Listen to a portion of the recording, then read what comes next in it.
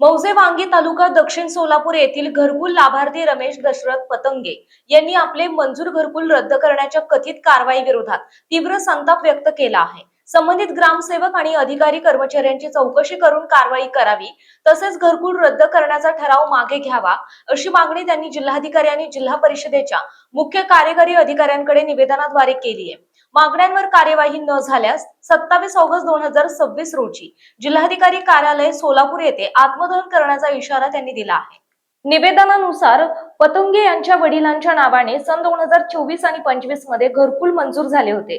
वडिलांचे निधन झाल्यानंतर त्यांचे वारस म्हणून आई शांताबाई दशरथ पतंगे तसेच रमेश दशरथ पतंगे आणि संतोष दशरथ पतंगे हे वारस असल्याचे निवेदनात नमूद करण्यात आले आहे। पतंगे यांच्या म्हणण्यानुसार त्यांच्या संमतीशिवाय अथवा कोणतीही पूर्वसूचना न देता मौजे वांगी ग्रामपंचायतीने 30 जून 2025 रोजी मासिक सभेच्या ठरावात सदर घरकुल रद्द केल्याचे दाखवण्यात आले।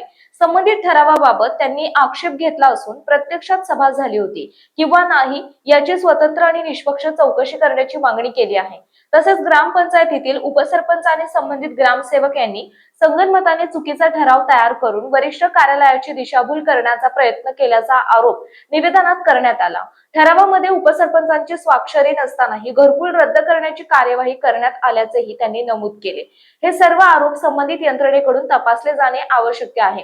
या प्रकरणी दक्षिण सोलापूरचे विस्तार अधिकारी यांनी 8 ऑगस्ट 2026 रोजी अहवाल दिला असून गटविकास अधिकाऱ्यांनीही 27 जुलै 2026 रोजी पत्रव्यवहार केला असल्याचे निवेदनात नमूद आहे।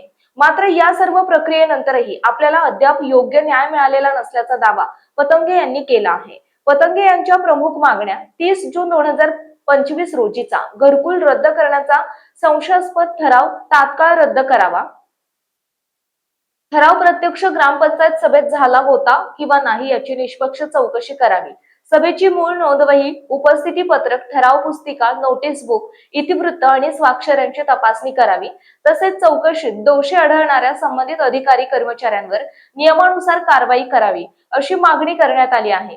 याशिवाय विस्तार अधिकारी आणि गटविकास अधिकारी यांच्या अहवालातील बाबींची दखल घेऊन पुढील कार्यवाही करावी। आई आणि कुटुंबातील वारसांचा विचार करून रद्द करण्यात आलेले घरकुल पुन्हा पूर्ववत मंजूर करावे आणि संपूर्ण प्रकरणाचा वस्तुनिष्ठ आणि लेखी चौकशी अहवाल उपलब्ध करून द्यावा अशी मागणीही करण्यात आली।